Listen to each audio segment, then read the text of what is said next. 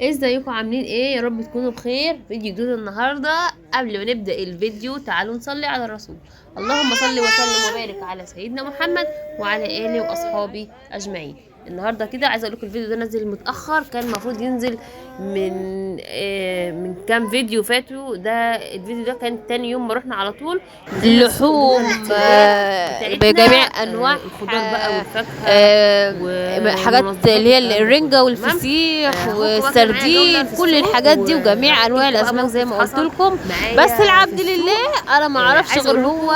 يعني مثلا مش كل عايزه اقول لكم اللي بيبيع في الاسماك حاجه دي انا رخيصه ما اعرفش غير نجري يا عليه، السمك تمام. ده التونه، موقف حصل يا معايا السمك انا شخصيا، اللي البلطي، هو يا السمك مثلا تلاقي مثلا حد اسمه ده اللي هو بيبيع السردينه مثلا ده. باسعار متفاوته. يعني ماليش انا مثلا بقى واحد بيبيع ب في 80 الكلام وواحد بيبيع ب التاني اللي هو 85، اما تلاقي واحد بقى بيبيع ب انواع 70 بتاع الاسماك التانية وواحد يعني بيبيع ب بمعنى اصح 80 كده وواحد بيبيع انا مثلا ب ماليش 85 فيها او ب نهائي. 82.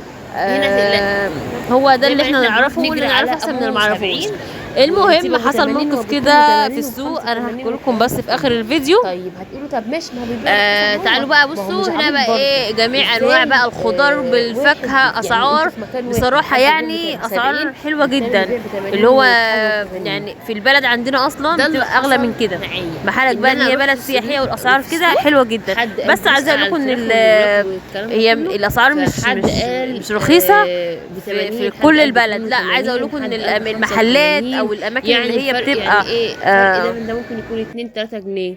فالمهم ربنا وقعنا في واحد قال الفراخ ب 70 جنيه. 70 جنيه؟ طب والوراك بكام؟ قال لك ب 70 جنيه. وفي ايه يا جماعه؟ الوراك بتبقى اغلى من الفراخ، لان الفراخ الوراك قصدي اتنضفت. فاهمين قصدي؟ يعني انت فدي بتاخديها صافي. فالمهم ان انت مثلا يعني انت لو فراخ ب70 ممكن تبقى الوراك مثلا ب85 ب90، لكن الوراك زي الفراخ.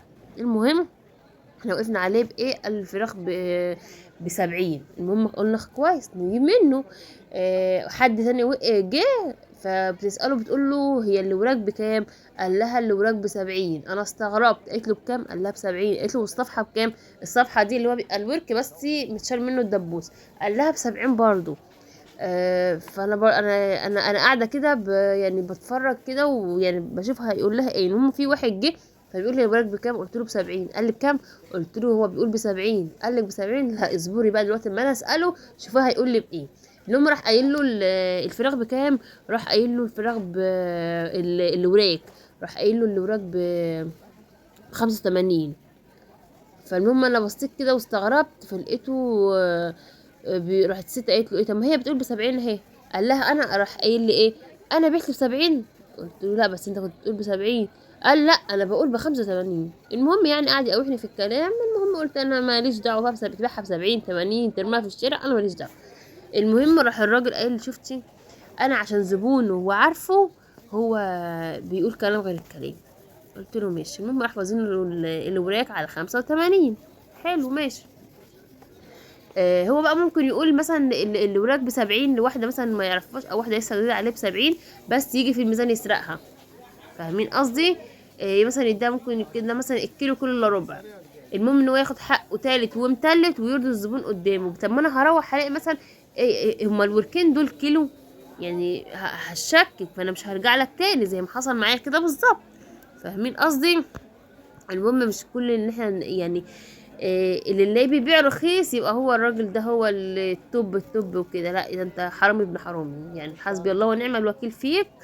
المهم احنا وزننا فرخه منه. احنا قلنا له احنا هناخد فراخ، احنا كنا عايزين فراخ يعني صدور ووراك. فالمهم كنا هناخد ده لوحده وده لوحده. فرجعنا قلنا ايه؟ لا طب ما احنا هناخد نجيب فراخ ونوزنها وناخدها ونخليها احنا، يعني نخلي الصدور وناخد اللي وراك، ويبقى ما فيها ايه؟ كبد وقوانص ورجول، عشان عندي مثلا ولادي بيحبوا الرجول وكده، تمام. المهم احنا وزنين فرختين. راح قايل لنا مثلا ايه الفرخه الكبيره دي 3 كيلو و180 جرام. ده بصوا الصدر بتاعها، انا ممكن احط لكم المقطع ده، والمقطع ده هو في اخر الفيديو خالص، تمام. ممكن احط لكم وتسمعوا ببقكم يعني.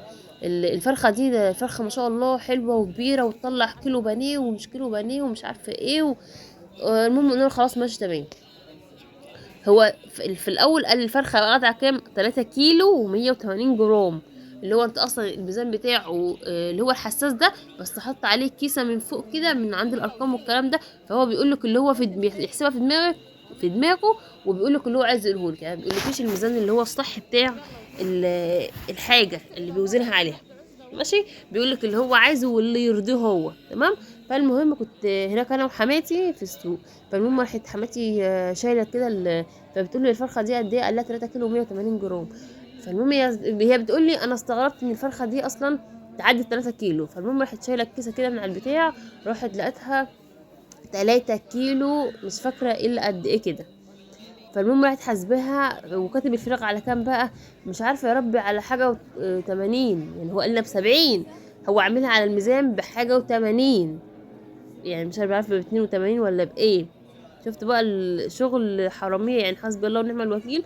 كله شغله على فكره كده بالمنظر ده، اللي هو اصلا الراجل حسبي الله ونعم الوكيل فيه، شغله كله وفلوس كلها، يعني يعتبر ان هي حرام في حرام، لان بيجيبها كده اللي هو ايه، حرام. انا بسرق دي وبغش دي وباخد من دي في الميزان. اي نعم، قول لي الكيلو ب100 جنيه، بس اديني الكيلو بتاعي مظبوط. هتقول لي ب70، يبقى تديني الكيلو بتاعي مظبوط. هو الراجل ده اللي انا بقول لكم عليه اهو، الفراخ بتاعته يعني هو المكان ده. لكن ما تضحكش عليا تقول لي مثلا ب70 وتيجي تديني الكيلو كيلو الا. تمام. المهم بعد ما وزن وعمل ونضفهم وكده، فقال انتوا عايزينها مخليه ولا ايه؟ قلت له اه ماشي اخليها، وبس ما تعملهاش بانيه، سيبي الصدور زي ما هي. ادانا صدرين، يعني ايه، عشان خاطر حماتي قالت له ان هي يحسبها على 70 زي ما هو عايز. و... والفرخه كانت في الميزان، الا احنا خدنا فرختين. راح عشان خاطر يعمل يعني ايه يعمل ياخد المكسب بتاعه يعني. تمام. يعوض المكسب بتاعه في ان الفراخ ما ينفعش تتباع ب70. راح مدينا الصدور بتاعتنا، الصدرين جم كيلو، يعني احنا ما شفناهمش غير بعد لما روحنا. لا هو قال لك ده كيلو 100. قعدت اقول له ايه ازاي وانت قلت الفرخه الكبيره تجيب كيلو، كيلو بس تبانيه ومش عارفه ايه. قعد يقول لك ما هم كيلو وربع، انا ما قلتلكيش الفرخه الكبيره 3 انا قلت لك الفرخه 3 الا ومش عارفه. المهم قعدنا نقوح قصاد بعض شويه. المهم عشان ايه يعني ما نعملش مشكله، واحنا واخدين حاجتنا وماشيين. بس هو الراجل ده اصلا حسبي الله ونعم الوكيل فيه، هو كل اللي معاه طبعا بغمزه بلمسه هم عارفين هو عايز يعمل ايه، وهم و يعني يعملوا اللي هو عايزه. يعني مثلا واحد لو غمست لهم مثلا، الواحد غمز اللي هو معاه عارف طبعا هو عايز يعمل ايه والشغل بتاعهم، وهم متفقين على الشغل اللي هم بيعملوه ده. وادانا الصدرين بتاع الفرختين كيلو 50 جرام على ما اعتقد يعني. وحسبي الله ونعم الوكيل. فنصيحتي النهارده، مش كل اللي بصوا هنا كان بيقولوا بصوا الفرخه مش عارفه ايه وايه وليه، وجه بعد كده ما عملش يعني، كان الكلام بتاعه متغير خالص. احنا قلنا بقى احنا نستاهل، عشان احنا اللي جرينا ورا اللي بيقول بسعر اقل. ودي حاجة انا اتعلمتها، ان انا ما اجريش ورا يعني ورا حد بيقول بسعر اقل. وتعلمت برضو ان انا لما اكون في مكان زي كده مثلا بره بلدي ولا حاجه، حاجتي تيجي وتتعمل وتتنضف وتتعمل كل حاجه تتعمل قدام عينيا، ما تغفلش عن عيني ثانيه واحده. تمام. عايزه اقول لكم بقى ان طبعا شفت الجوله اللي عدت في السوق دي كان فيها كل حاجه، بس الموقف ده اللي استوقفني في السوق. و حبيت يعني انصح اي حد